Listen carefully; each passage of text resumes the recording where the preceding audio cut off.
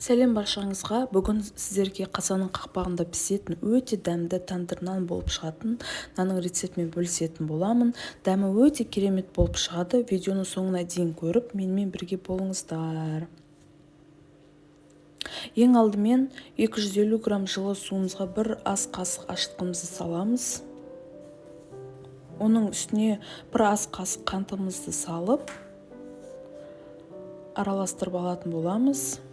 Және де бетін жауып 5 минутқа көтерілгенше қойып қоямыз. Келесі ұнымызды електен өткізіп, осылай қолдың көмегімен ортасын ашып аламыз.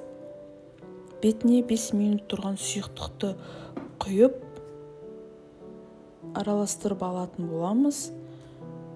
Содан соң бір шай қасық тұзымызды салып, тағы да қолдың көмегімен бір араластырып алып, үстіне 25 грамм сұйық майымызды құйып, барлығын жақсылап араластырып қамыр илейтін боламыз. Міне бізде кішкене қатылау қамыр шығу керек, ешқандай түйіршік болмайтындай етіп қамырымызды тағы да 5 минут илеп алатын боламыз. Міне қамырымыз қатылау болып шықты. Енді осы қамырымыздың үстіне аз ғана сұйық майымызды жағып, бетін тағы да осылай басып, пищевой пленкамен жауып, жылы жерге 1 сағатқа көтерілгенше қойып қоямыз. Шамамен 1 сағат өтті, қамырымыз көтерілді, жұмсақ әдемі болып шықты. Осы қамырымызды 2 теңдей бөлікке бөліп аламыз. Видеода көріп тұрғандарыңыздай, осындай домалақ формаға салып, тағы да көтерілгенше 10 минутқа қойып қоямыз. Бетін пищевой пленкамен жауып. Желденіп кетпеу керек. 10 минуттан соң қамырдың ортасын осылай басып, шеттерін қолмен баса нанның формасын келтіріп аламыз. Ортасы көтеріліп кетпес үшін жақсылап басатын боламын. Міне қолдың көмегімен осындай әдемі етіп форма шығарып алдым. Келесі кезекте нанның ұрғышпен ортасын басып шығатын боламыз. Менде нан ұрғыш болмады, сонымен вилкамен осылай қатты басып шықтым. Одан соң қазанды қыздырып дайындап алдым. Міне осы қақпақта пісіретін боламыз. Газымызды жағып, қазанды қойып алдым. Міне осы қақпақта пісіретін боламын.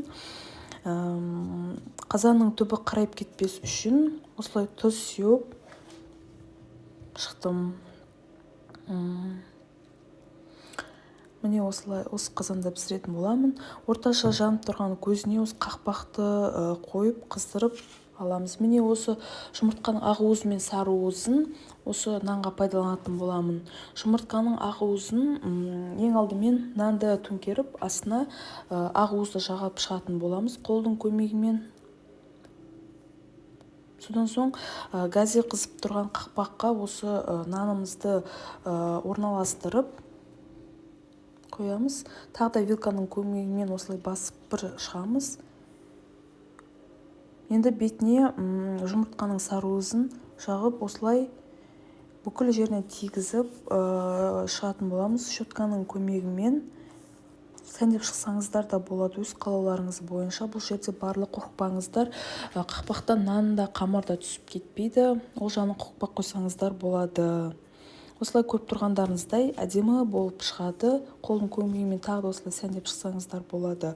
Ал енді қақпақты күнжіт сеуіп, қақпағын қызып тұрған газге қоямыз.